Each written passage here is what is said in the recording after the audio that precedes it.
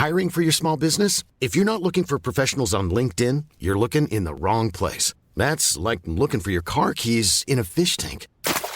LinkedIn helps you hire professionals you can't find anywhere else, even those who aren't actively searching for a new job but might be open to the perfect role. In a given month, over 70% of LinkedIn users don't even visit other leading job sites. So start looking in the right place. With LinkedIn, you can hire professionals like a professional. Post your free job on linkedin.com/spoken today. Planning for your next trip? Elevate your travel style with Quince. Quince has all the jet-setting essentials you'll want for your next getaway, like European linen, premium luggage options, buttery soft Italian leather bags, and so much more. And it's all priced at 50 to 80% less than similar brands. Plus, Quince only works with factories that use safe and ethical manufacturing practices. Pack your bags with high-quality essentials you'll be wearing for vacations to come with Quince. Go to quince.com/trip for free shipping and 365-day returns. Hi, I'm Daniel, founder of Pretty Litter. Did you know cats tend to hide symptoms of sickness and pain? I learned this the hard way after losing my cat, Gingy. So I created Pretty Litter, a health monitoring litter that helps detect early signs of illness by changing colors, saving you money and potentially your cat's life. Pretty Litter is veterinarian developed, and it's the easiest way to keep tabs on your fur baby's health right at home. Go to prettylitter.com and use code ACAST for 20% off your first order and a free cat toy. Terms and conditions apply. See site for details. Hello folks, welcome back to another instalment of the Napoleonic Wars pod and another instalment of War of 1812 month. A quick favour to ask, if you're loving the show, can you do me a quick favour? Drop a like wherever you're listening to this, sub to make sure you can find your way back, and share it with a friend. 3 really simple things that'll help me reach a much wider audience much faster. If you are particularly loving the show and you feel like giving it a stellar review, head over to Apple Podcasts where you can leave a 5-star or 4-star or 3-star or 2-star or even 1-star review of the show. Please feel free to add a comment as well. It's another really good way for me to be able to reach out to more people, and it makes so much of a difference you wouldn't even believe. If you are a mega fan of the show, bear in mind that you can get your hands on even more of this podcast by heading over to Patreon and subscribing. For just £1 a month, you can get an additional 4 or more hours of podcasting content every single month, because this podcast has gone weekly over on Patreon. There are a whole host of other perks if you fancy other things besides. Obviously, I do understand that times are hard right now, so I totally get that many of you won't be in the mood for it. There is a much longer explanation of the different perks and what you get and all the rest of that. If you've got any questions, drop me a line on Twitter at ZWhiteHistory. But the most important thing I would like you to do is to take the time today to go and tell somebody how much they mean to you. It's important to spread the love at any time of year, and in the run-up to Christmas, it's more important than ever. So be sure to tell somebody you love them, and I'll catch you very soon.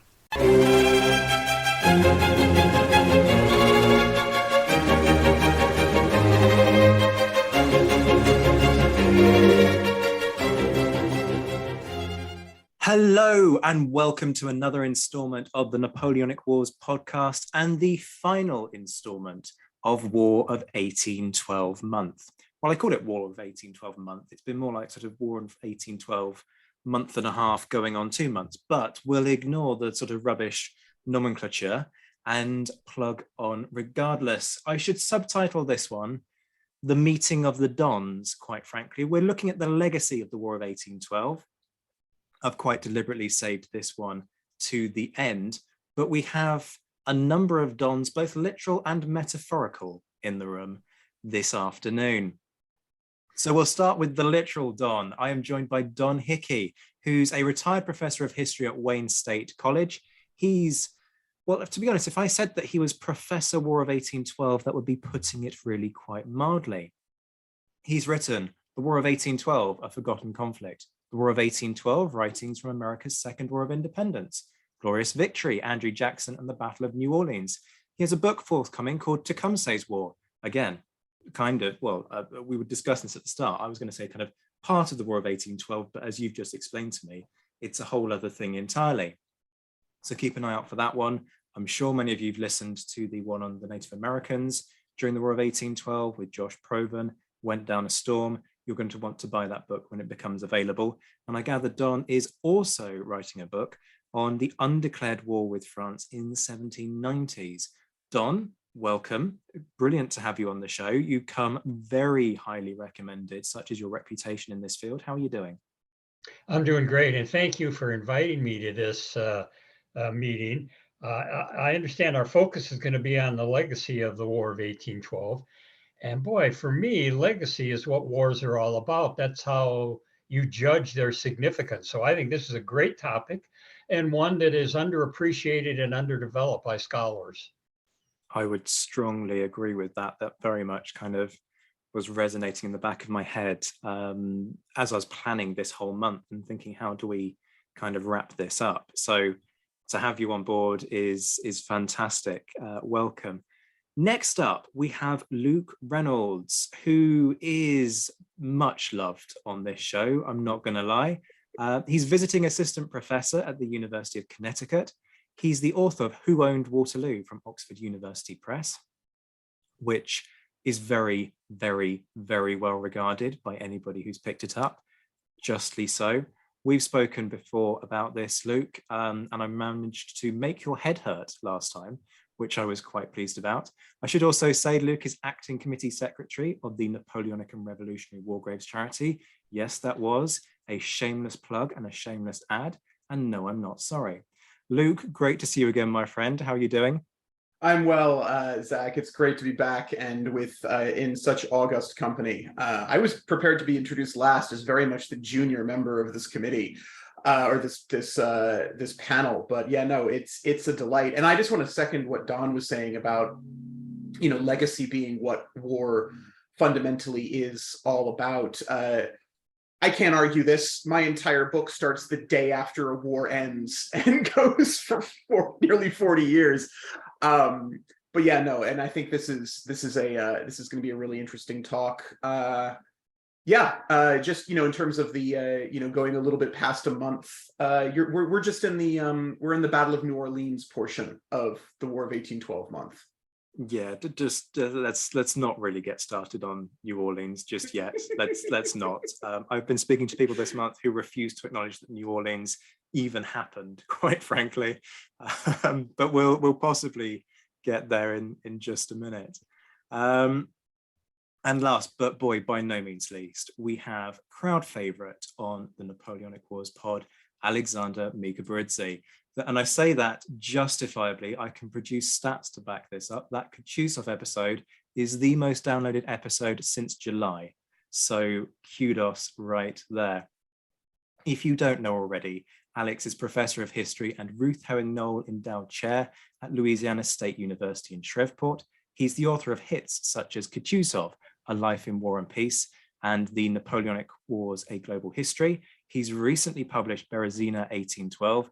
You and I need to sit down and have a conversation about Russia and podcasts and things like that.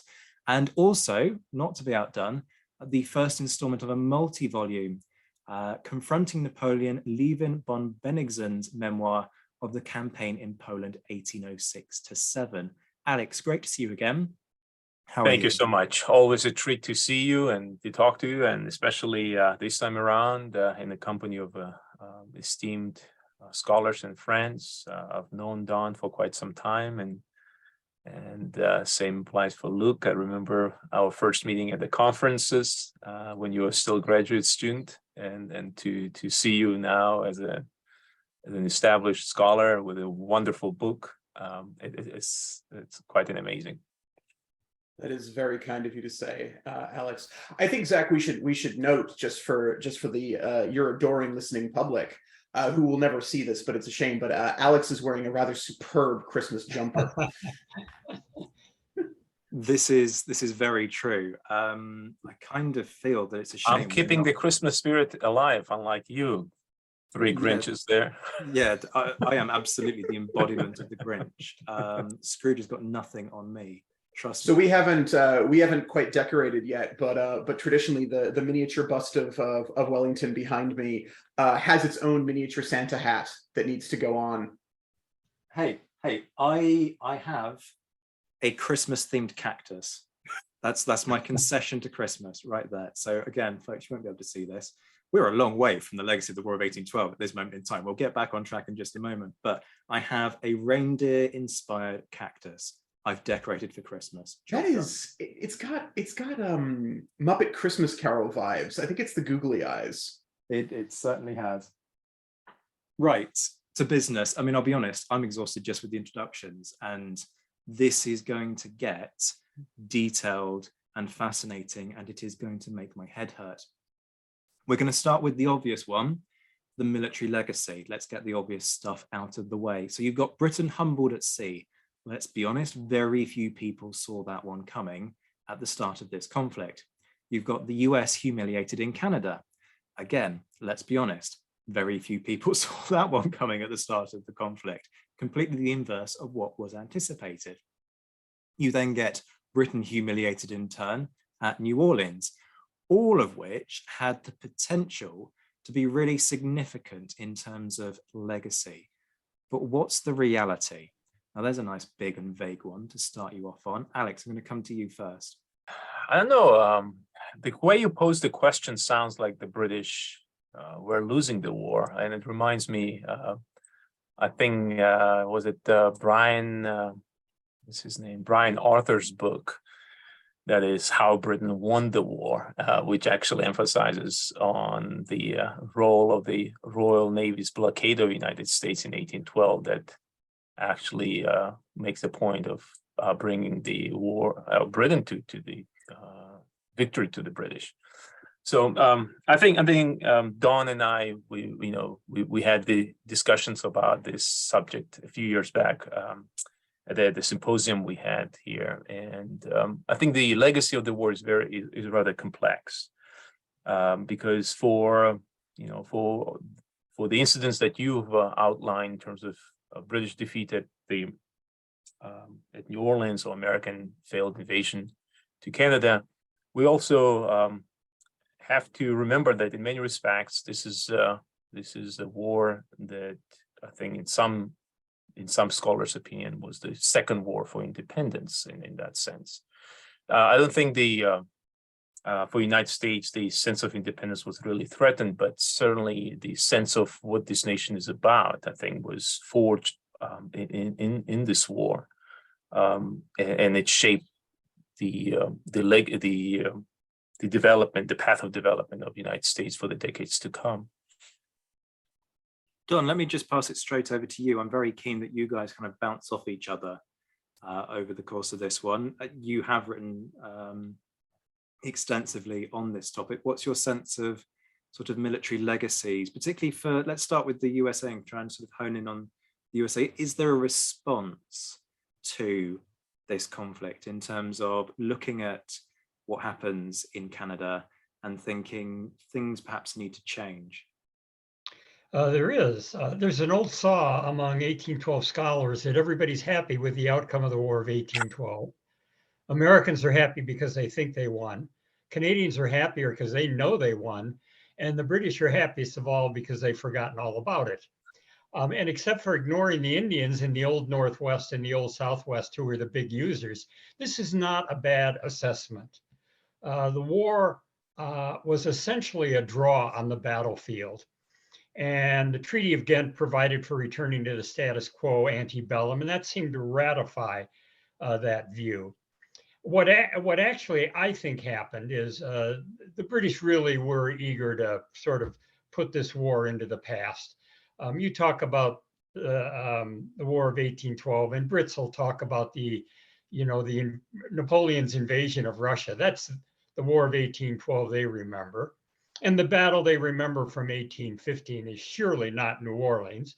It's Waterloo. So, but the British public really forgot all about this war. The government could not do that because they still faced the problem after this war of defending Canada against an aggressive, expansionistic, and growing nation to the south. And I believe this did affect a fundamental change in British foreign policy. And in that sense, Americans could sort of, if they understood what had happened, they could appreciate this. It kind of vindicated their sovereignty because thenceforth the British, instead of trying to defend Canada with troops and Indian allies, tried to accommodate the United States and sort of hope to encourage its expansion to the West and South rather than to the North. And I think this policy was vindicated in spite of some hard knocks and war scares in the 19th century. The outstanding differences between the two nations either faded away or were settled in the Treaty of Washington in 1871. And the upshot of that was an Anglo-American Accord in the 1890s that turned into co-belligerency in World War I, and then a full-fledged alliance in World War II that continues to this day. So I think in that sense, the Americans did win the war. They forced a fundamental change in British foreign policy. But you could say the same for both Great Britain and Canada. The British, at the end of the war, held on to their maritime rights, which were not even mentioned in the treaty, and they still held Canada. And Canada was still part of the British Empire, and it paved the way for Canadian independence. So the Canadians and the Brits could claim they won the war too. I think one of the if I can interject, and maybe one of the fascinating things for me, and this is in light of my kind of recent shift in my own research from military political towards more economic political matters, is that the War of 1812 for me is interesting for two things really from economic point of view. One, it underscores a really subtle base for the British strategy in this war that I think oftentimes is not as emphasized. I mean, we've talked, or in this popular imagination, it's usually the land war that dominates. The fire or the actions on the lakes, or the burning of the Washington D.C. or the Battle of New Orleans. But I think one of the key elements in the war, especially one of the key assets in the British strategic thought, was economic warfare, right? Conducted through naval blockades, prize courts, and here, therefore, we deal with the that kind of classical scenario of a sea power engaged in the conflict with effectively with the land power, right? United States, for all the praise that we put on the frigates, super frigates that we possess, still is largely a land power. So that's kind of one, I think, comment that I want to make, but maybe a question for us to debate. And the second one is that I think the war is also interesting because United States, for example, undertook invasion of Canada without the necessary fiscal means to support it. And that was clear to Secretary of U.S. Treasury Gallatin, who argued that the United States may have means to wage the war for a year, but maybe a year and a half, but not beyond that. And these kind of warnings that waging war is not just about men shooting each other, but it's also finding means to sustain vast armies in the field. That warning was ignored by Madison and most crucially by, shall I say, land-hungry Congress that supported it. And we know that by 1814, the United States was effectively running out of money. One of the interesting elements in the story is the fact that the fall of Washington prompts a run on U.S. banks. So I think that economic side is quite interesting for us to discuss as well. Can I add a point on the British naval war? Americans like to remember those single ship engagements they won. They were strategically mostly unimportant, and the British in the end gave as good as they got in those single ship engagements. But really, this was a vindication of British naval power. They used their navy to resupply and send men to Canada to defend it. They blockaded the American coast, which had a devastating effect on the American economy and American public finance, so much so that the US government defaulted on the national debt in New England in 1814. And in spite of the successes of American privateers early in the war, the British really did a pretty good job with convoys later on in protecting their trade. So all in all, this looks like to me, a great vindication of British sea power in shaping the course and outcome of a war.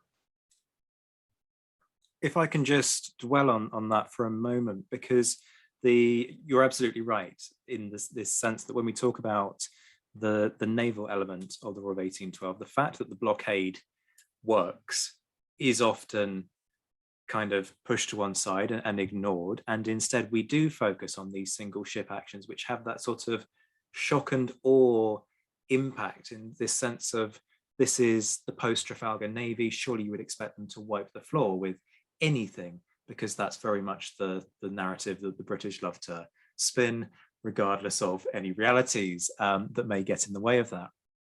So how as a nation does Britain seek to address, if you like, redress the balance, downplay those unexpected losses against the US Navy, and kind of make the argument that no, Royal Britannia is valid as a means of reference when it comes to Britain's Navy during this period? Luke, do you want to lead on that? Yeah, I do. I want to jump in on that and a few other points along the way. So first of all, yeah, there are the legacy of these great single ship combats, right? There's the fact that the U.S. Constitution is still this legend, the USS Constitution, not the U.S. Constitution. That's also a legendary piece of work. But the USS Constitution is this legendary, still active ship, right? The U.S. Navy still trains on it. But this is what, we've got a 6 frigate building program to produce these incredible super frigates against the world's largest military navy at the time. That single ship combats aren't going to cut it, right, in terms of long-term legacy. So yeah, we have these moments, and you have the Constitution knocking 7 bells out of the HMS Warrior and things like that.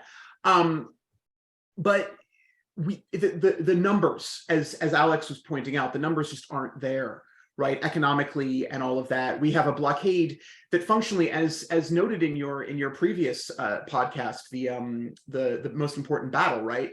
The British naval blockade teaches the Americans about the blockade that becomes the Anaconda Plan, the strategy in the Civil War. So the British are teaching the Americans their trade to a certain extent. But let's actually take your question, right? Let's take your hypothesis here. Britain humbled at sea, and Britain humiliated in turn at New Orleans. I'll leave aside the US humbled in Canada for a second. If we take those as read, who's taking advantage of them? Right? The war ends in 1815, and okay, let's just take the Britain humbled at sea for a second. Who's gonna take advantage of that? The US have just come out of a war with the UK, so they're not going to go right back into one, especially given the economic standpoints. What French Navy at that point? What Spanish Navy at that point? There's no one there to take advantage of this, right? So I think that's part of what's driving the fact that this is not a huge sea change, right? No pun intended. Because there is no one to take advantage of it. And in terms of the land war, if I can address a topic that we actually talked about last time I was on this, Britain, as Don pointed out, very, very conveniently forgets about the War of 1812, and they've got a tailor-made opportunity for that when a few months after New Orleans, they get handed the Battle of Waterloo. Not that anyone got handed that battle, several tens of thousands died. But that becomes that slots in, and that gives them everything they need. And we even see some cases early on of, commemorations of Waterloo that are tied to 1812 as well, right? It's not just the French symbols that are humbled, it's the American eagle that's also humbled in that. I think Don has a really good point about sort of Britain directing the United States to the south and to the west in the aftermath of this, right? This flows directly in to the First Seminole War, which leads to the Adams-Onis Treaty, which gives the United States Florida, for better or for worse. And then we move on, that sort of snowballs, right?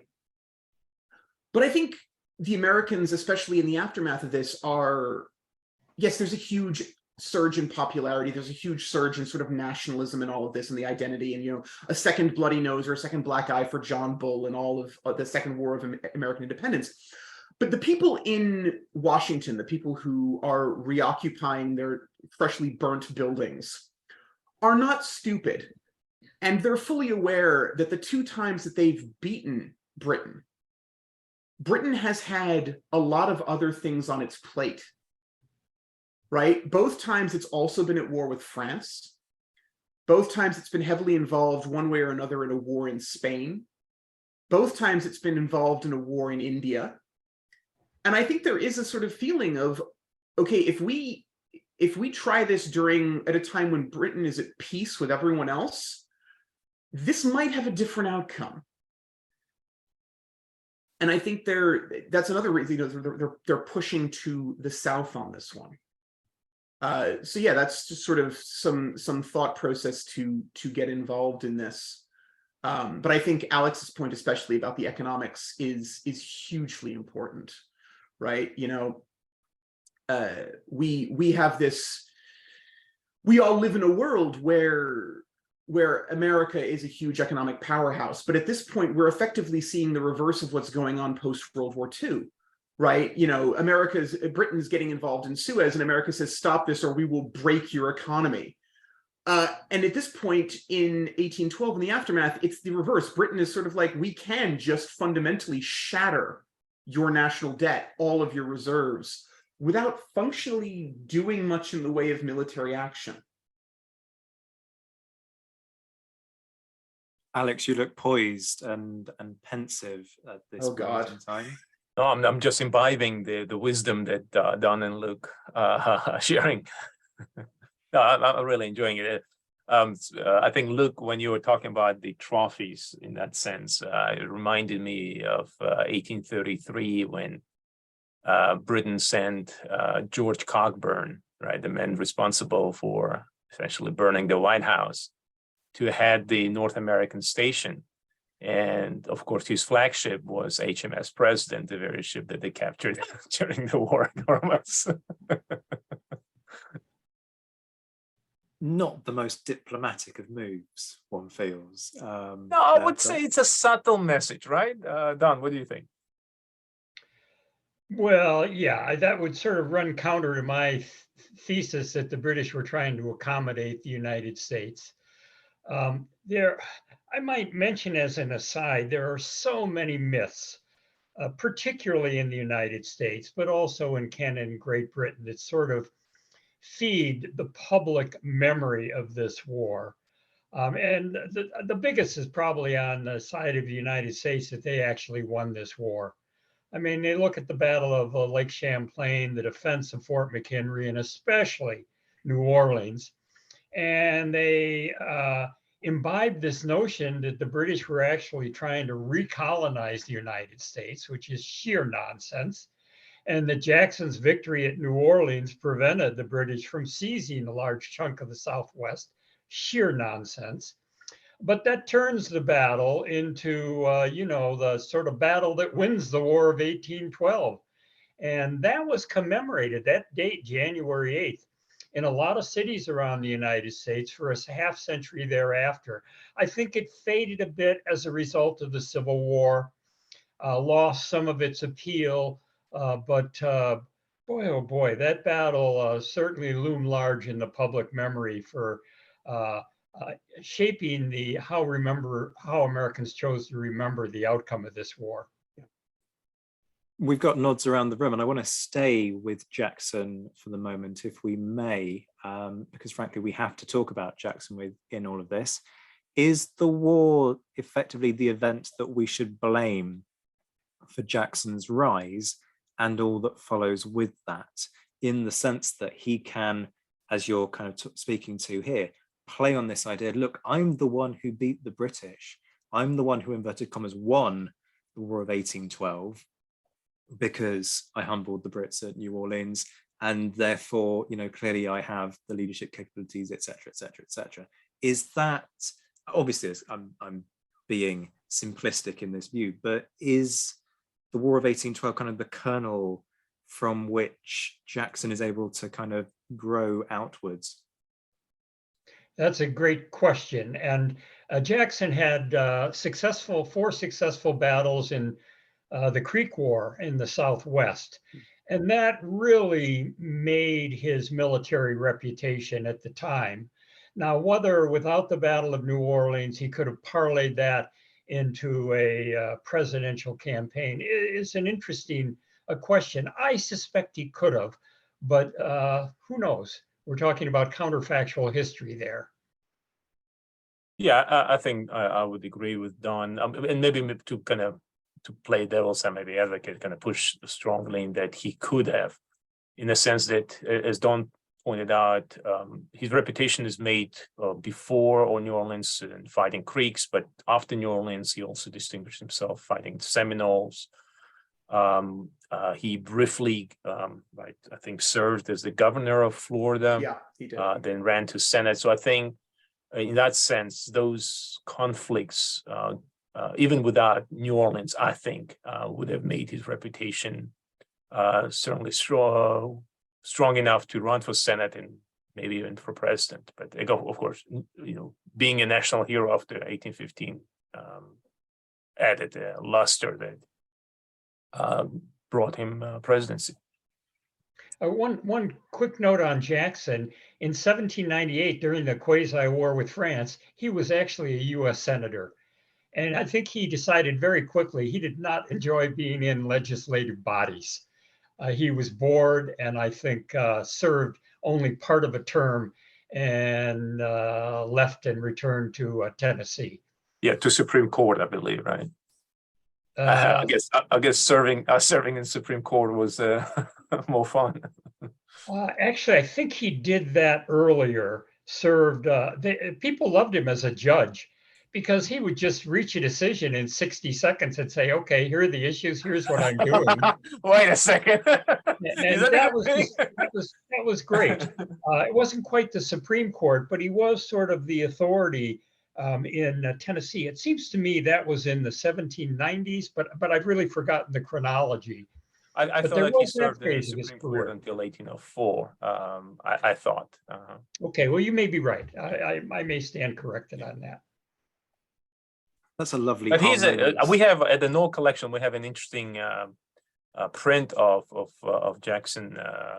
It's one of the kind of less popular portrayal of him, because if you look at all his portraits, he's kind of the stern-looking guy.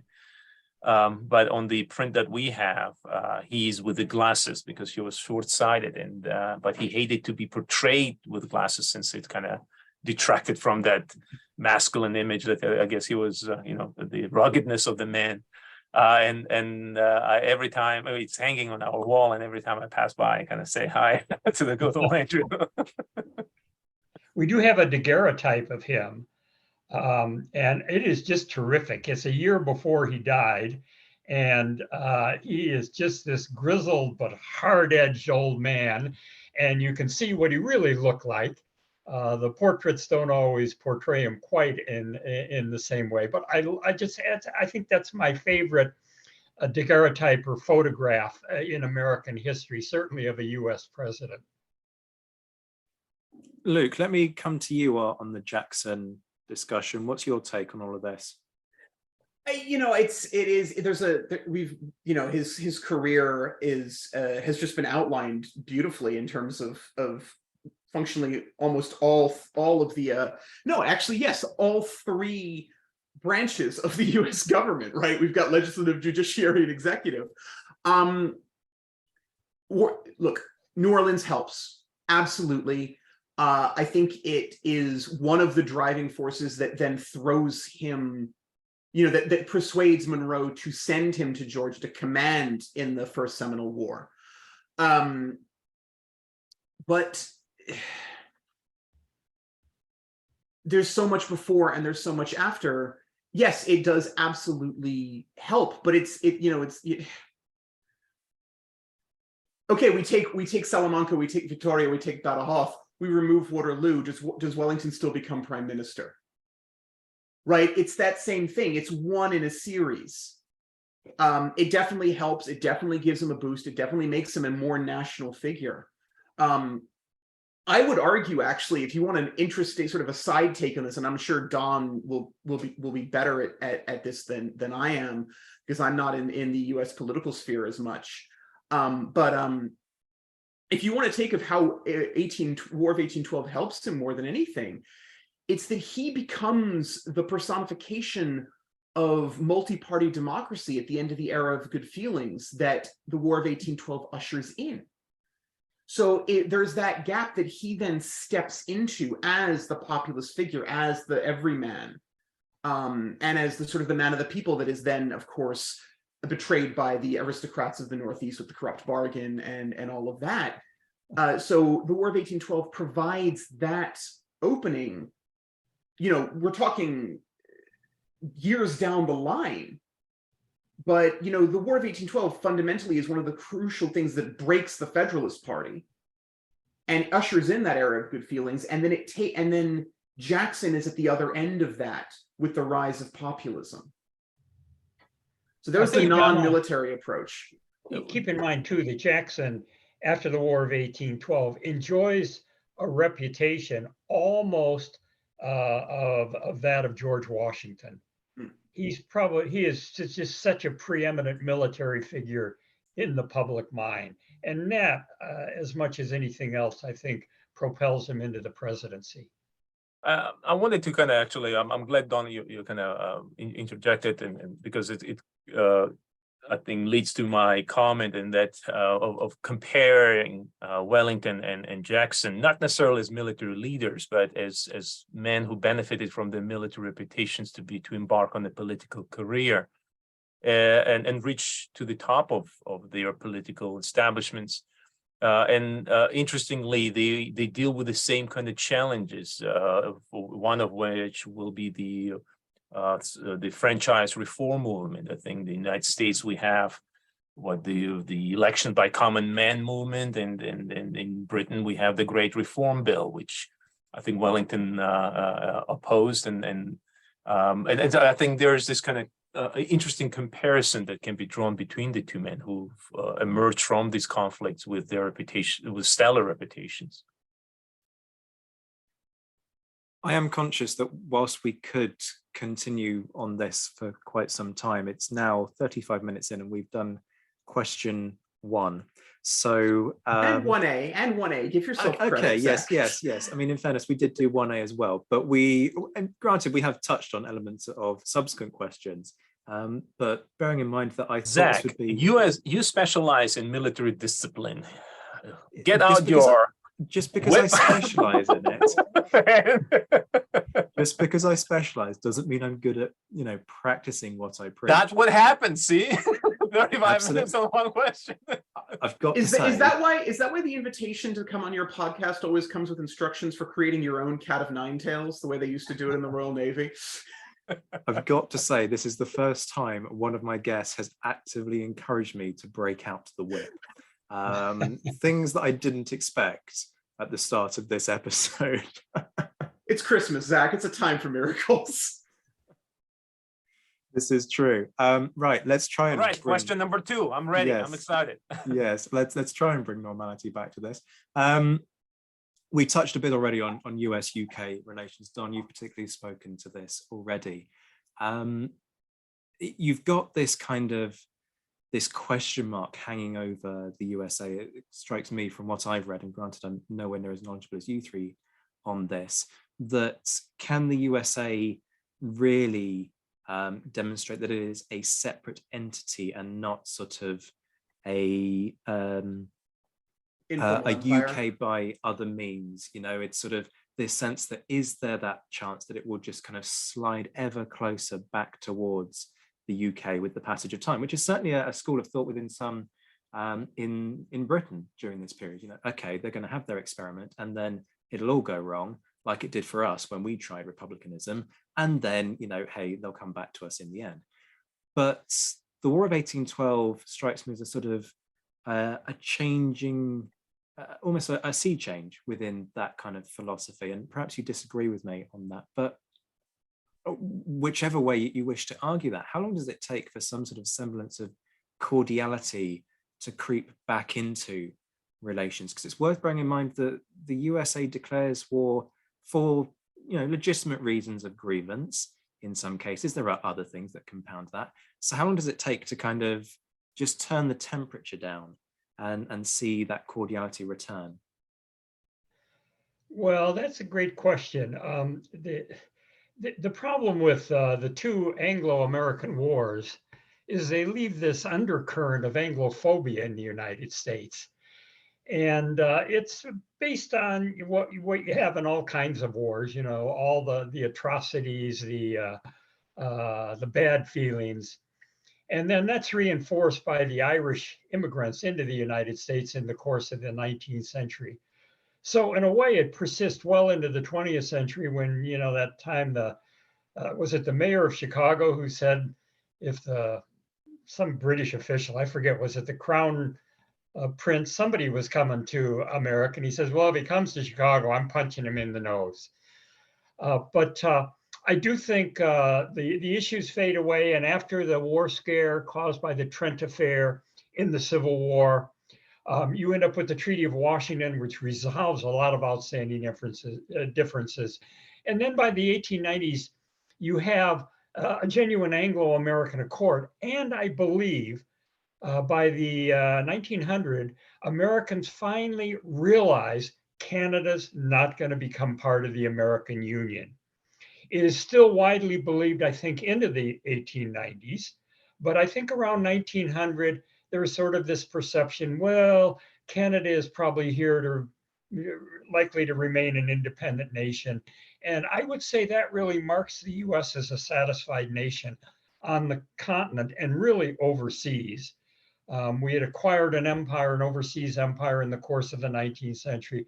I think by 1900, we were pretty much satisfied with our territorial limits, both at home and abroad. Ryan Reynolds here from Mint Mobile. With the price of just about everything going up during inflation, we thought we'd bring our prices down. So to help us, we brought in a reverse auctioneer, which is apparently a thing. Mint Mobile Unlimited Premium Wireless. How to get 30, 30, bit to get 30, bit to get 20, 20, 20, bit to get 20, 20, bit to get 15, 15, 15, 15, just $15 a month? Sold! Give it a try at mintmobile.com/switch. $45 up front for 3 months plus taxes and fees. Promo rate for new customers for limited time. Unlimited more than 40 gigabytes per month. Slows full terms at mintmobile.com. Millions of people have lost weight with personalized plans from Noom. Like Evan, who can't stand salads and still lost 50 pounds. Salads generally for most people are the easy button, right? For me, that wasn't an option. I never really was a salad guy. That's just not who I am. But Noom worked for me. Get your personalized plan today at Noom.com. Real Noom user compensated to provide their story. In 4 weeks, the typical Noom user can expect to lose 1 to 2 pounds per week. Individual results may vary. The sarcastic Brit in me has no right to say that it took America a while to get satisfied in terms of territorial expansion, because of course the Brits keep doing that well into sort of the 1940s. But it is interesting that it takes quite a long time for America to kind of feel satisfied. Why? And this is a long way from the War of 1812, but I'm just curious, and I want to pick up on this. Right? Why does it take that long for America to sort of feel content and secure? Well, you have to remember that throughout the 19th century, the United States was an aggressively expansionistic nation, at least on the continent. And then in the second half of the 19th century, overseas, the acquisition of Samoa and Hawaii, and this interest in developing an empire that stretched from the Western Pacific to the Caribbean. And I think sort of the climax of this is the Spanish-American War. The United States emerges from that war with Guam and the Philippines in the Far East, and Puerto Rico and effective control over Cuba in the Caribbean. I think that just sort of marks the end of this phase. Americans, why we became a satisfied nation, I'm not sure I can answer that question. Maybe some of our other guests here can address that. Luke, I'm going to throw it over to you on both counts here, both in terms of cordiality with US-UK relations and in terms of that feeling of security. What are your thoughts? I mean, we'll start with the security one. I think the big drive is, as Don was saying, is expansionism and is especially continentalism, right? That belief that that America will not be that the United States will not be complete until it reaches from the Atlantic to the Pacific, right? And that, I mean, this is not a new idea. If you look at the colonial charters of places like Virginia, Massachusetts, and Connecticut, they all claim that area all the way to the Pacific, and that causes a lot of problems within the United States in the aftermath of the American Revolution and all of that. And I think that is definitely part of it, right? And in that case, there's a bit of me that's sort of going, okay, well, who can blame them? They've just watched Europe descend into a quarter century of war over borders, fundamentally. I get their desire to not have any there. I mean, obviously there's the border with British North America that becomes Canada. There's the border to the south with Mexico, although of course they get to basically decide that with the Mexican-American War, the most unjust war ever waged by a stronger country against a weaker one, in the words of Ulysses S. Grant. But I think that is it. In terms of the relations between the USA and the UK, I think Don has laid out the fundamental dates and the fundamental pieces of paper, right? And there's some of that in the middle as well, even before the Washington Treaty, about deciding the borders with British North America that line, sort of some of the middle ones, not to the full extent, that are in that. There's also the fact that within 10, 20 years, it's becoming clear that the UK will at least respect the written word of the Monroe Doctrine, right? Yeah, they're going to be absolutely investing in gold and silver and diamond mines in South America, but it is that sort of classic informal empire. We're not going to see redcoat boots on the ground. We're not going to see the Union flag flying. We're instead going to use the pound to do what we need to do. And I think that is telling. Sort of once, Don mentioned this again, right? There's that American myth belief that Britain was trying to reconquer America, which is completely wrong. And I think as more and more people sort of come to the realization that either A, they don't want to, or B, they can't, depending on which side of the spectrum you're on, then things start to normalize. Yeah. Alex, I'm keen to bring you in as well on this. Yeah, I agree with Luke and Don, and maybe kind of eschewing large conflicts that they've emphasized. I do want to maybe mention that post 1815 period is a period full of yes, normalization between the United States and Britain, but also kind of continuing tensions, especially tensions in the north over the issue of demarcation of the border. The Treaty of Ghent, in many respects, kind of laid out the problems, but it also set a mechanism for finding solution to them. And one of them was surveying, right? Kind of figuring out where the true border ran and the decisions to be taken by the Mixed Commission. However, oftentimes this process did not work, and it kind of brings to my mind incidents such as, for example, the 1839 so-called Aroostook War. I believe it's also known as the Lumberjack War, right? Over the issue of the trade or harvesting rights to timber and farmland in the borderland. There is this fascinating incident in 1837 over the ship Caroline, and the shooting of a United States citizen by escaped Canadian, shall I say, refugees or rebels, however you want to put it. And of course, most famously, in 1840, 41, I guess, the McLeod trial, which was derived from Caroline incident, and involved the sheriff, Canadian sheriff, who was involved in the incident in Caroline and was involved in the shooting of that American citizen. Well, that trial actually became a major crisis in U.S.-British relations, to the degree that Palmerston actually threatened war against the United States if ultimately if they didn't repatriate McLeod. So this is to kind of to point out that the it took a while for the relationships to really normalize, right? Of course, the prospect of an all-out war was never really there, but there were a lot of problems in the relationship, a lot of incidents and border conflicts that I think still overshadow these relations for the years to come. I mean, this is the things that I've talked were on the Eastern Front, right? On the Northeastern Front. But if we look even to Northwest, we know that there were disagreement over the Oregon Territory, over Washington, British Columbia. There was the infamous Pig War of 1859, right? And then Puget Sound. So I think Anglo-British relations remain complicated for the rest of the century.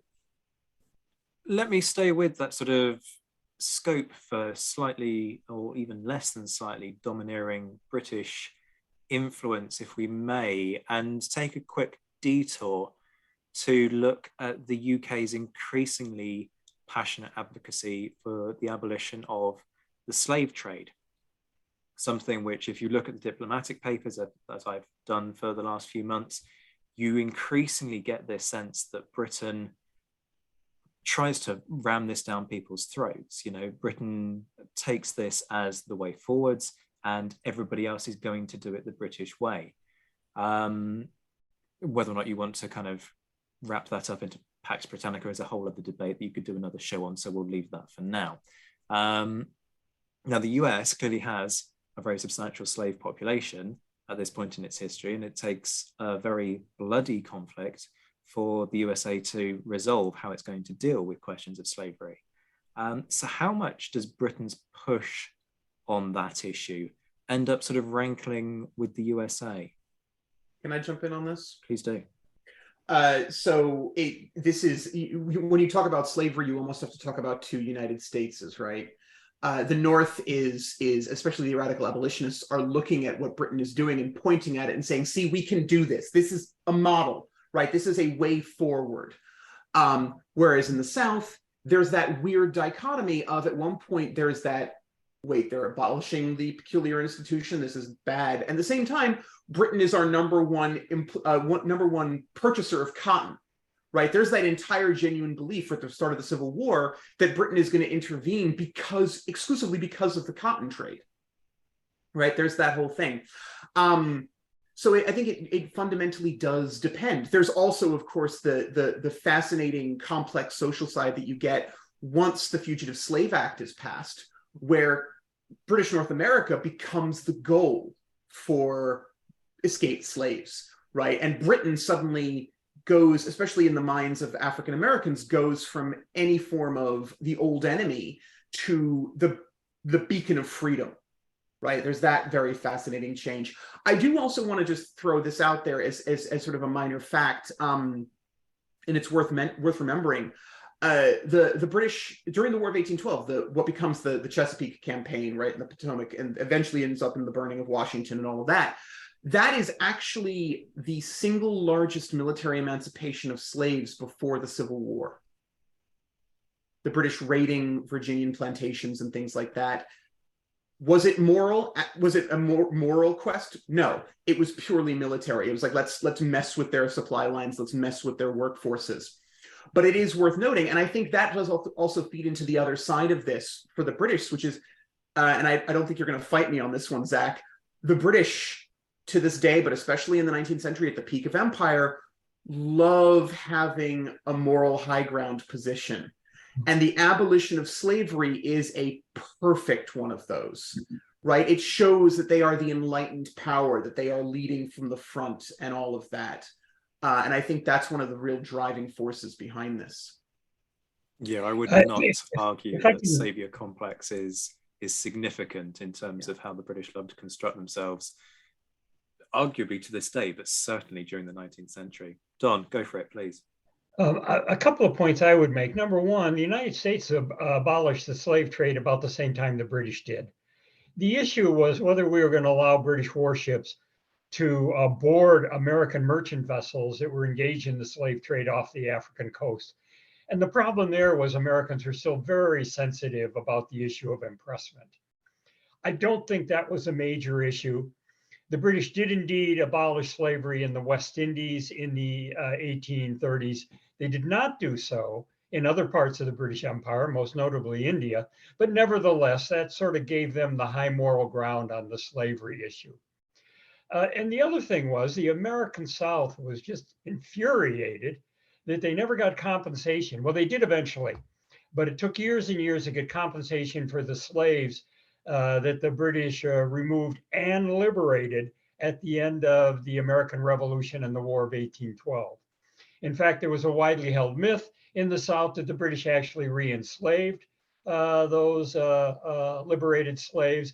The British took that charge very seriously, investigated it, and I think proved it was just plain wrong. But these were sort of marginal issues, I think, in the larger framework of Anglo-American relations. Yeah, I think Don mentioned a really important issue here on the right of search that the British Navy asserted for so long, and that being kind of one of the thorns in the Anglo-American relations.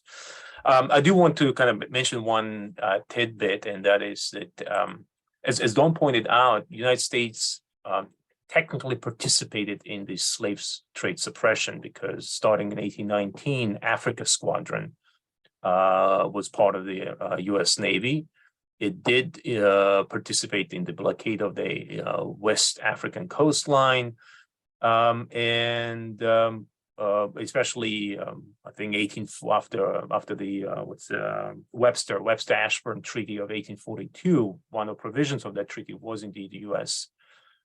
Commitment to the ending of the slave trade, and of course the squadrons I think increased in size and in 43, and it stayed so until 61. In fact, one of the commanders leading is none other than Matthew Perry of later Japan fame, right? Infamy or fame, however you look at it. I think the problem is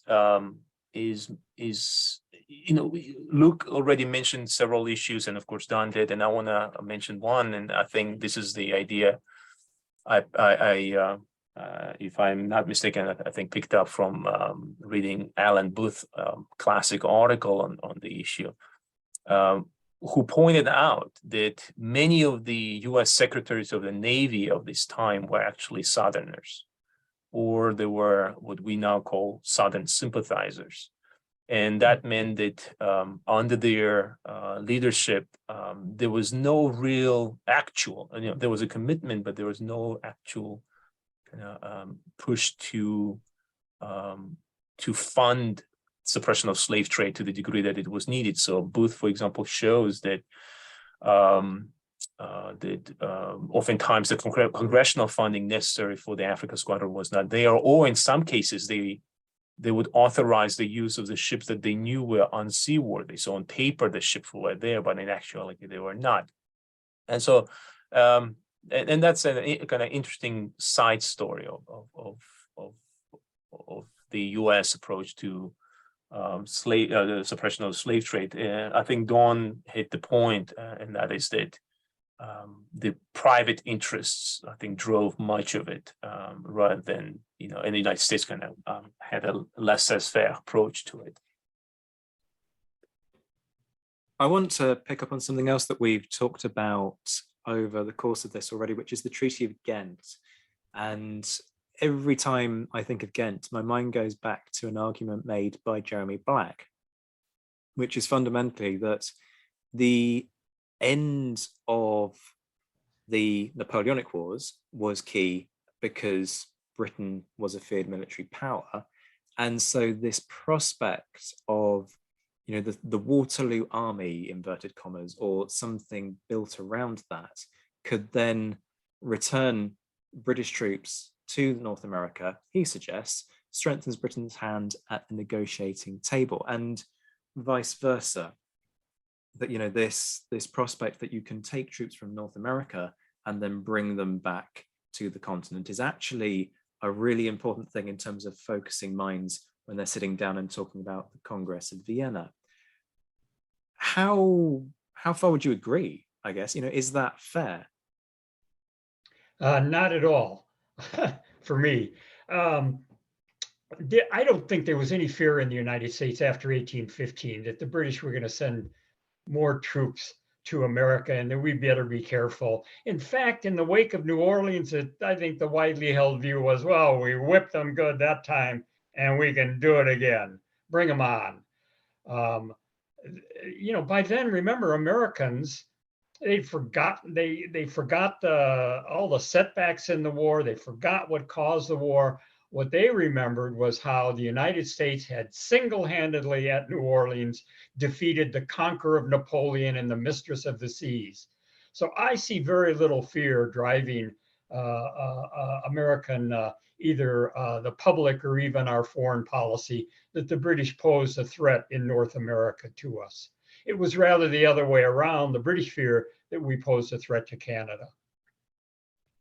Alex, let me get your thoughts both on that Yeah, and also I the agree European perspective. Yeah, I agree with Don, especially considering what was at stake in Europe and post-Napoleonic reconstruction. I think the British interests were more aligned to dealing with those issues rather than trying to prolong this conflict with the United States. Let's not forget that Britain has acute problems domestically after 1815. Prolonging the war would not have been popular. We know there were mass outbreaks of disturbances in 1811, right, 1812. There's a fascinating study on the peace party or peace movement in UK throughout the Napoleonic Wars, and it is quite vocal towards the end of Napoleonic Wars. So I think even domestically, it would not have been popular to send the Williams and Johnnies overseas to fight in a war that was unclear to what purpose it would have been. No, I don't believe there was a desire or even in the British circles to do that. Does that also translate, just to stay with you for a second, Alex, into the discussions around Vienna? This idea that Britain's the dominant force because it tries to position itself as the army that, and we go back to Luke, and I'll bring you in on this in a second, Luke.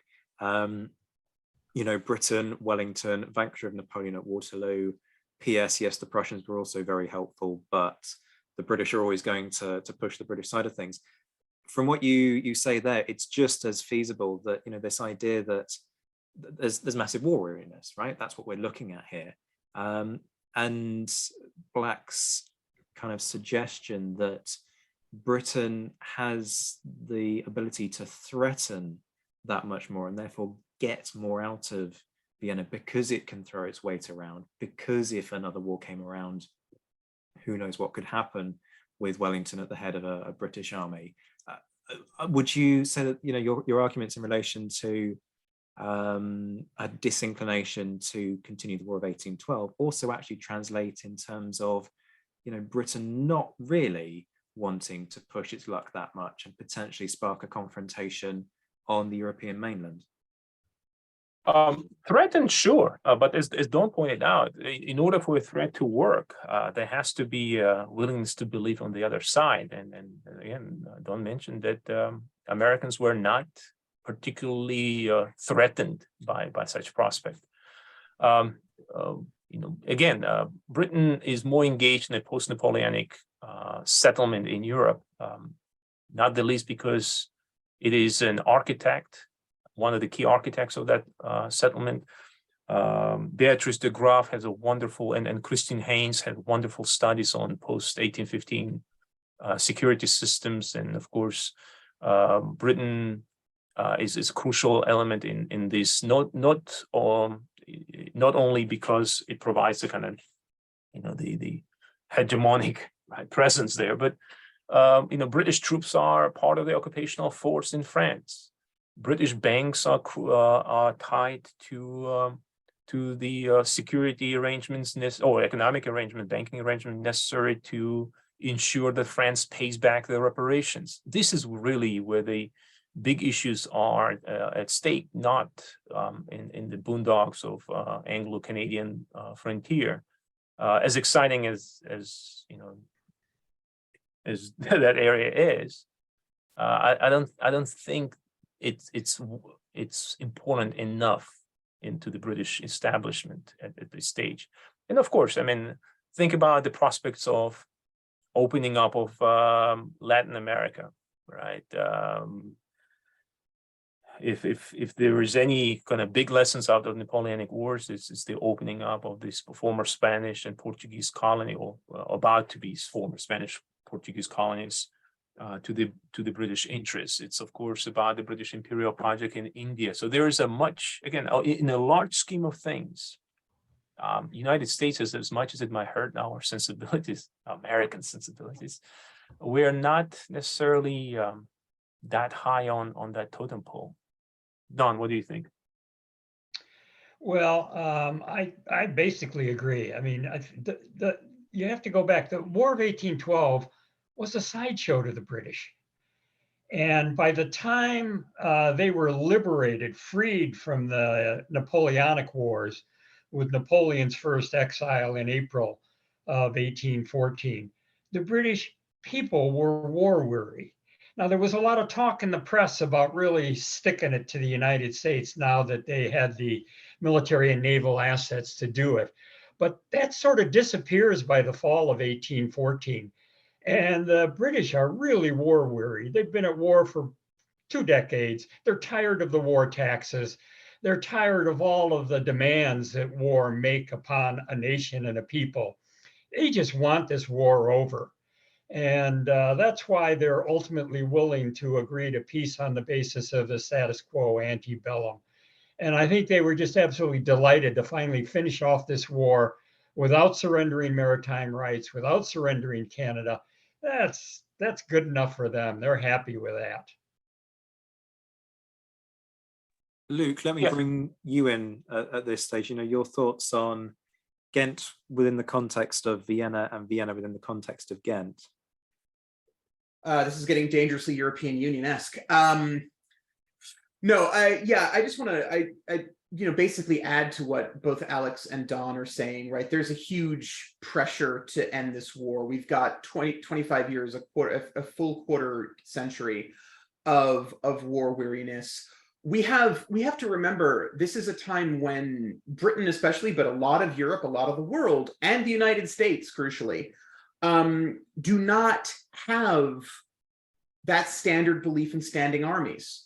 We ramp up for war, we ramp down afterwards, right? And there's a huge pressure in the United Kingdom to get to stop spending this colossal amounts of money on the army, on the navy, something that they're still experiencing huge amounts of criticism on during the army of occupation, right? There's all of these things. Why are we spending all of this money to prop a Catholic king on the throne of France and all of that? So there's this huge pressure to disband, and I think, not have an army, not have a war going on. And I think Don's dead on right, sort of like status quo antebellum in the United States, which is a sideshow to this. We get to keep Canada.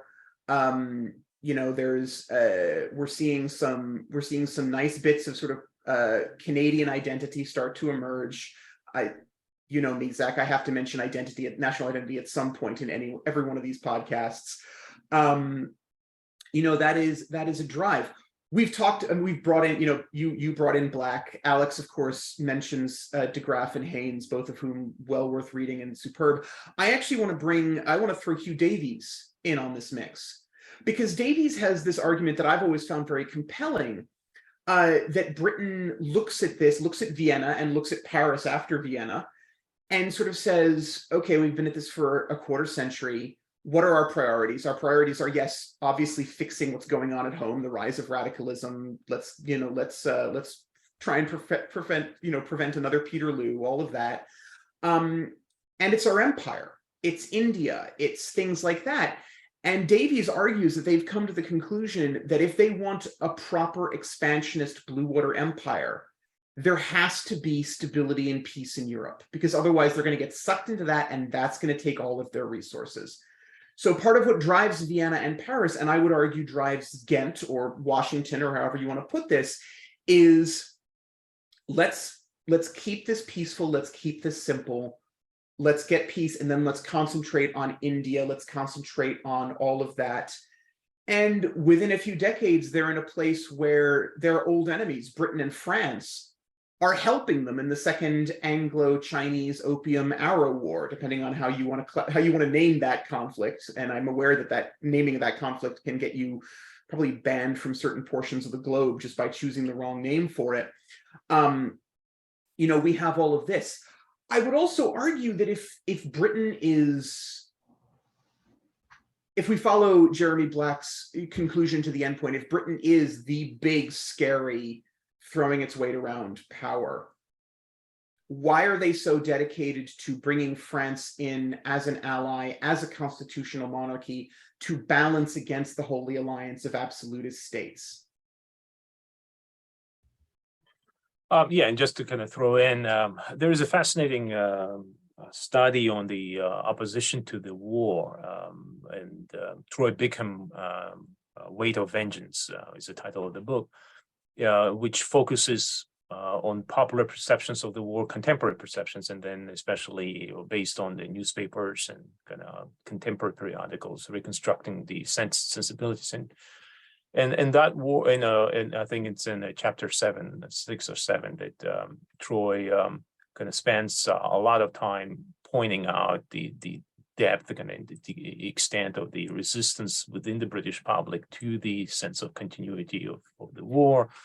And it's primarily, if we kind of look at it, is based on this both opposition to the war, but also economic misery that the British public has been experiencing. And he does the same thing to the American side, and he shows that for all the gung-ho attitudes, there was also significant opposition movement in the United States to continuing the fighting against the British. If I can make a comment about, I'm glad Luke brought up the issue of identity, because I don't want to get through this podcast without mentioning that, in a sense, this was a second war of independence because it vindicated American sovereignty. But what I think also ought to be kept in mind is it shapes an American identity. We get these symbols from the war, sayings, don't give up the ship, we have met the enemy and they are ours. Physical artifacts, the USS Constitution, the Fort McHenry flag, and even living artifacts like Andrew Jackson, who is a symbol of the American identity at the end of the war. And I think all of these help shape what it means to be an American, or what Americans think it means to be an American after 1815. And I think that's a very important aspect of how we forge a nation as a result of this war. That is a beautiful segue into precisely where I wanted to go next with this. So thank you very much for that, Don, which is about, kind of nation building and identity. And Luke, I know you want to dive straight in, so far be it for me to hold you back. Go for it. I first of all 100% agree with Don, and I want to throw in on his sort of list of relics, the Star Spangled Banner. right? That poem emerges out of it and becomes our national anthem, and we don't talk about the later verses. But yeah, no, that is hugely important. Before I jump into identity, I also want to just very, very quickly mention, in terms of war weariness and sort of, we tend to view Britain as sort of this united bloc against Napoleon. But there's pushes everywhere. There's riots against, and there's bread prices, there's taxes, there's all of that. There's also a whole radical movement, right? There's a scholar here at UConn, a colleague of mine, Sarah Winter. She's actually a literature scholar to begin with. She's writing a book on habeas corpus. And one of the things that she's arguing is that Napoleon is never let off Bellerophon, because if he touches English soil, someone's going to file a writ of habeas corpus for him. And that's going to unleash a huge can of worms. So yeah, like there are people who are very willing to push that in Britain. Now, identity, national identity. I'll let Don really talk about the American side of this, but I do want to talk about something that your listeners have heard about to a certain extent before on your last show. I don't know if it was the last show that's up as of the recording. I don't know if it's going to be the last show that's up before release of this one, on the significant battles of the War of 1812 and the emergence of a Canadian national identity.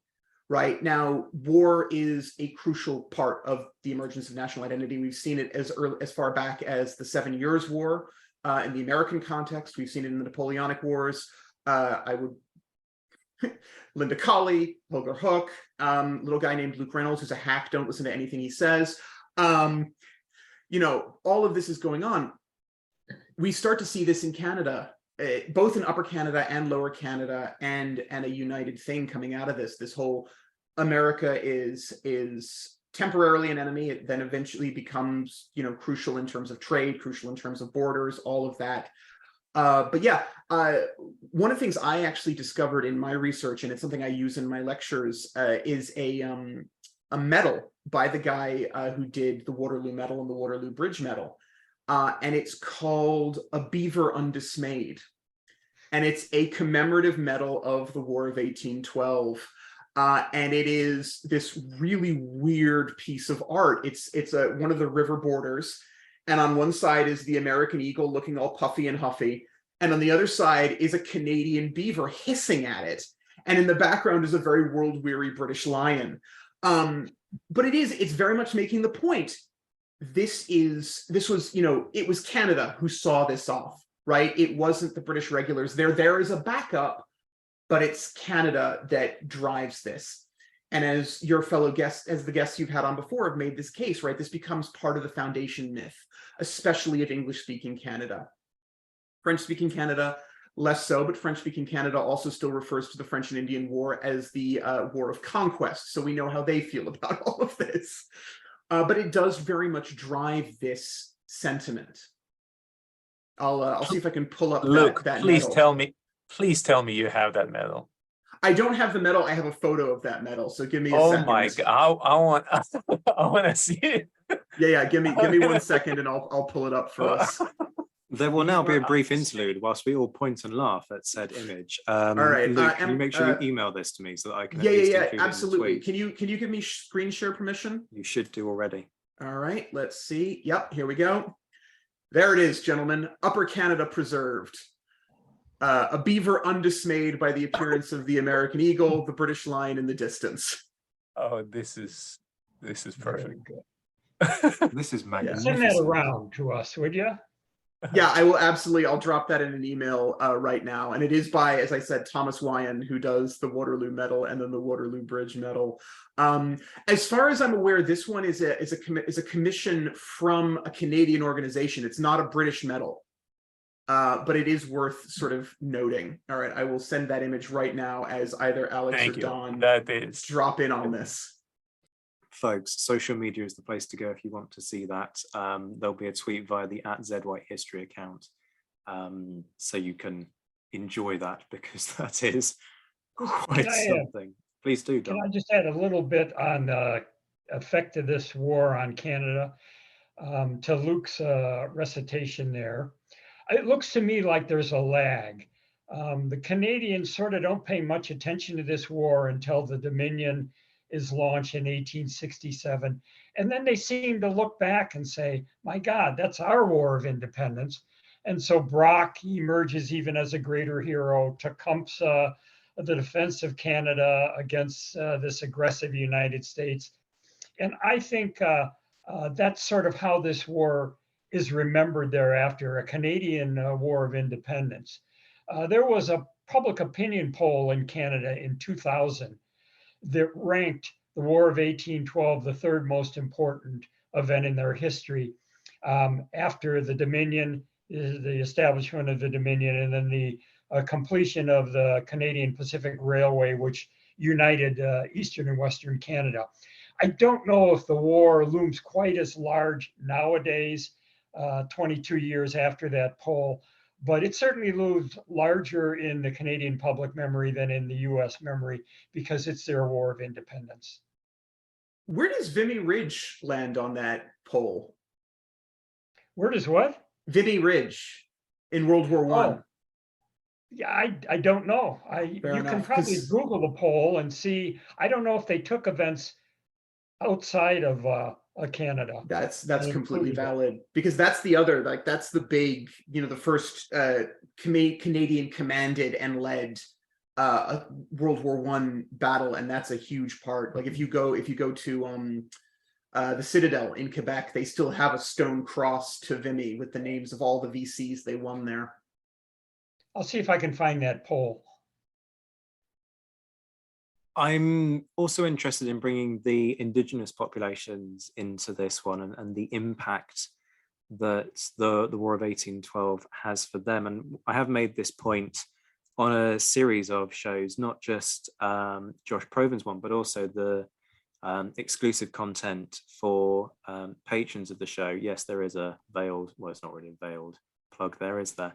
But my Origins episode with Eddie Zimmerman, talking about the origins of the American Revolution, and this kind of sense that the Native American population seems to consistently end up backing the wrong side. It's a conversation that's currently going on in the Discord server for the show as well. This idea that it doesn't seem to matter which way the Native Americans look, they always end up getting the worst of all options time and time again. So let's just kind of unpick the legacy for the First Nations. Is this the point at which there's this kind of almost finality of they're on their own now? The British haven't been able to help them. It's quite clear that the United States is looking west and will continue to look west. And therefore, it's a case of trying to hold back the tide without really having the people or the material to do so. Don, can I bring you in first on that? That's the way it looks to me. I would not say they picked the wrong side. There is no right side for them. They can't stop the wave of American expansion. And in most of these wars, you can find from the colonial and early national period and later on, you can find Indians on both sides. But this was a watershed in the American Indian history in North America, because this is the last time they had a shot at winning. They had a major European ally. They would never have such an ally again. But I don't even think that mattered, because at most they were going to get some sort of reservation in the upper Midwest. And eventually the Americans are going to push them off that. And you look at the fate of Indians in Canada, it was slower, but it was the same as the fate of American Indians. Even though you had a much slower expansion movement, you've got a much more benevolent government. The Indian population in the 19th century shrank. They ended up on fairly small reservations. Their fate was not unlike that of American Indians. It was just the way things worked out in the 19th century. But if they had any chance, it was in this war, because this is the last time they had a major European ally. Yeah, I would jump in on that. Don was saying right at the beginning of this, right, that sort of the Canadians win, the British win, the United States wins, everyone except the First Peoples, the Native Americans. They are the unquestioned sort of losers in this, whether it's short term or long term. But I think Don is 100% correct on there is no right side, right? We can go back all the way to sort of the 1500s colonial wars, and the allies in one war are the enemies in the next because they want that land, because they want that expansion. There's no way to win this. Alex, let me bring you in on this. Yeah, there is not much I can add to what the gentleman already said, because the war was absolutely devastating to the Native Americans. If nothing else, the Battle of the Horseshoe Bend in March of 1814, as part of the Creek War, actually eliminates the Creek Nation as a threat, and clears the vast Mississippi territory for the U.S. settlement. And of course, subsequent, the struggle and death of Tecumseh also ends the prospect of any Native American alliance system or confederation emerging that could pose any obstacle to U.S. expansionism. So as all three of you pointed out, the biggest losers of this war are the Native Americans. Absolutely. Yeah. Look what happens to the Cherokee in Georgia, right? The Trail of Tears, the quote unquote 5 civilized tribes, which is a deeply problematic name. But these are people that have done everything the way the US wants them to do it, and they are still shoved off. If that's going to happen to them, what's going to happen to Native American nations that openly took up arms against the United States? What I always tell my students is in the 19th century, for a large portion of the 19th century, the Secretary of State in charge of Indian Affairs is the Secretary of State for War, and that tells you all you need to know. Absolutely. So there is one final area that I want to probe on this. It has been a fascinating discussion, and that's memory. And we've talked already about memory for the USA and how they choose to utilize this over time. We've also talked about how, for the Brits, there's a very obvious solution to the War of 1812, which is to just forget it ever happened. But what we haven't talked about is the sort of forgotten war element. And Don, you're the go-to on this. Why make this a forgotten war? Is this just that there are other shinier things for Britain and for the USA that can be latched onto with the passage of time, that therefore means that this becomes less key in terms of a kind of a story of key moments in a nation's history? Well, that probably is a pretty good argument right there. When my first book, first edition, was published in '89, and I was looking for a subtitle, and that's when I called it The Forgotten Conflict, or A Forgotten Conflict. And I sort of wrestled with that because it seemed to me the legacy of the war was so profound and lasting. Why was it forgotten? And I guess there were a number of reasons for that. The opposition to the war, about a third of the American people opposed it, but actually opposition is the norm in American wars, not the exception. World War II without opposition is the exception. So that really couldn't be central. But you had it was bookmarked by these two really consequential wars, the Revolution and the Civil War. And I think it was the Civil War which really did in the sort of place that both the War of 1812 and the Mexican War had in the public memory. That was just such a huge and consequential war that I think it just pushed these two foreign wars that had preceded it sort of into the deeper recesses of the American memory. And there they have remained ultimately ever since. We got a boost for the War of 1812 during the bicentennial because there were so many public events from roughly, I would say 1810 to 2010 to 2016. But after that, I think it sort of slipped back into the recesses of our public memory. Yeah, I agree with all of that on a fundamental level. I just to reinforce the whole, the Civil War dominates everything, and all you need to do is look at the military history section of an American bookstore to realize that. But just to go even further back, one of my own sort of pet things is Evacuation Day, which is a New York State-based commemoration for the day the last British troops left New York City at the end of the American Revolution. Right? It's the last chopper out of Saigon for the American Revolution. And that was a big deal in New York State, a public holiday until the Civil War. And then it's taken over by Thanksgiving. It's folded into Thanksgiving. So it's not just even the War of 1812, but something as deeply ingrained as the American Revolution that's sort of folded in to that.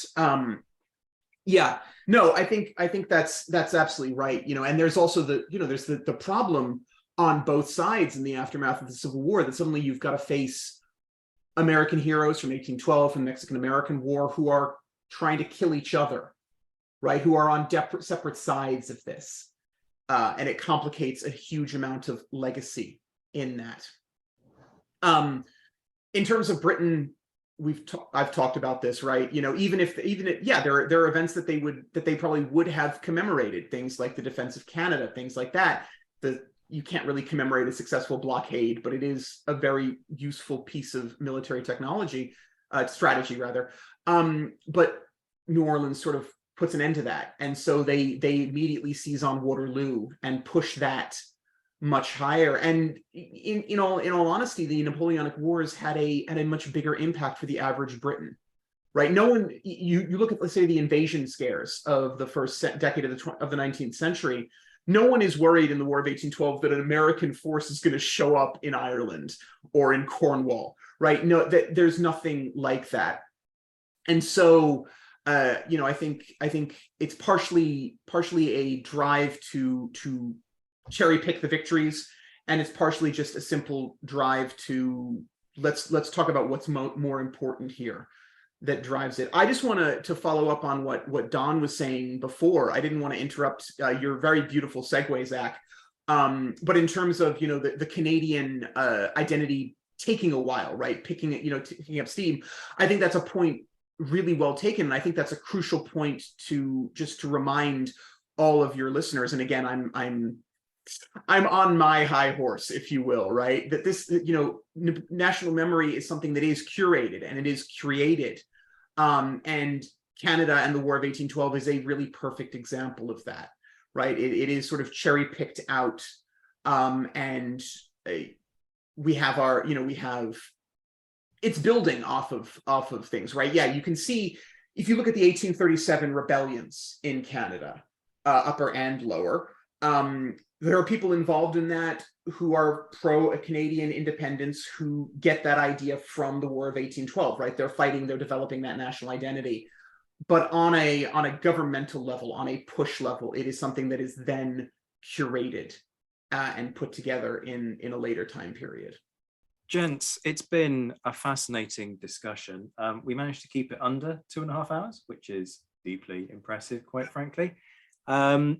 I just want to wrap up by encouraging folks to go and have a look at your works, because if the caliber of this conversation hasn't encouraged them to think, hey, I need to go and read more, not only on this, but what these guys are writing about more generally, then frankly, I don't know what will. So Alex, we're talking Kutuzov, A Life in War and Peace, and The Napoleonic Wars, A Global History, both published by Oxford University Press. Which together are more pages than either of the other of us have ever produced. This is certainly true. But also there's Berezina, 1812, and Confronting Napoleon, Levin von Bennigsen's memoir of the campaign in Poland, 1806-7, both published by Hellion. Folks, Google will take you directly where you need to be. Don? We are talking The War of 1812, A Forgotten Conflict, The War of 1812, Writings from America's Second War of Independence, Glorious Victory, Andrew Jackson and the Battle of New Orleans. And I know we'll be looking forward to Tecumseh's War hitting the bookshelves at some point in the hopefully not too distant future. And last but by no means least, Luke, Who Owned Waterloo, published by Oxford University Press. Folks, you'll pick that one up very easily. Just to add to that, I also have a chapter coming out, speaking of Hellion, in the latest Society for Army Historical Research collection. A little bit more cheerful, but if you want to read my take on satires of dandified army officers post-Waterloo, that's in there. I suspect you and I need to have a conversation about that. Don? I would love to. I can mention one other. It's in a way my favorite book after my first on the War of 1812. It's called Don't Give Up the Ship, Myths of the War of 1812. That was a lot of fun to write, and I think it is, at least some readers would find it interesting. There you go, folks. Lots for you to be spending your Christmas gatherings and takings, should you have been given gift cards and vouchers and all the rest of it over the course of the Christmas period. Luke, Don, and Alex, thank you so much for your time. Thank you for having us, Zach. It was a pleasure. It's been great fun. Folks, remember what I said at the start. Please remember to like, subscribe, and share with a friend. 3 simple things that make a huge difference. If you're particularly loving the show, why not head over to Apple Podcasts, where you can leave a 5-star review, and make sure you add a comment as well so that I can get your feedback on what's working on the show. As ever, a huge thank you to my Patreon supporters. You can get your hands on bonus content, hours upon hours of additional material, episodes on the Marshalls, on the American Revolution, exclusive chats on a wide range of things, in addition to a whole host of perks. Make sure that you avail yourself of those benefits if you are inclined. Obviously, I completely understand that that may not be for everybody, and whatever support you're able to give, it means a huge amount, whatever form it takes.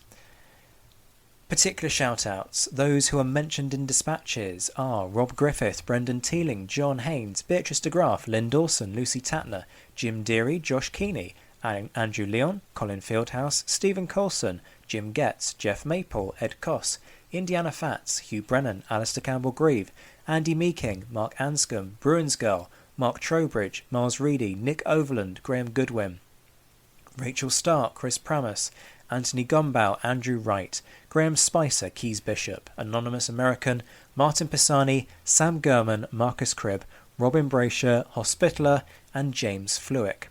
The Admirals are David Priest, Rob Coughlin, Graham Callister, Mark Duckers, and Michael Guest.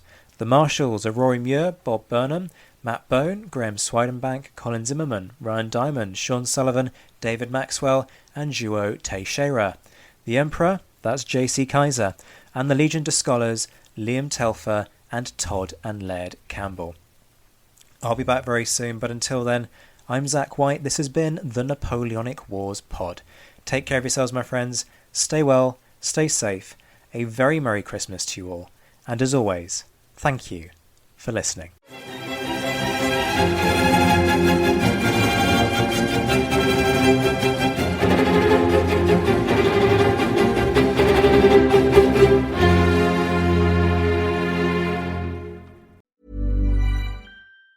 Even on a budget, quality is non-negotiable. That's why Quince is the place to score high-end essentials at 50 to 80% less than similar brands. Get your hands on buttery soft cashmere sweaters from just $60, Italian leather jackets, and so much more. And the best part about Quince, they exclusively partner with factories committed to safe, ethical, and responsible manufacturing. Elevate your style without the elevated price tag with Quince. Go to quince.com/upgrade for free shipping and 365-day returns. Hi, I'm Daniel, founder of Pretty Litter. Did you know cats tend to hide symptoms of sickness and pain? I learned this the hard way after losing my cat, Gingy. So I created Pretty Litter, a health monitoring litter that helps detect early signs of illness by changing colors, saving you money and potentially your cat's life. Pretty Litter is veterinarian developed, and it's the easiest way to keep tabs on your fur baby's health right at home. Go to prettylitter.com and use code ACAST for 20% off your first order and a free cat toy. Terms and conditions apply. See site for details.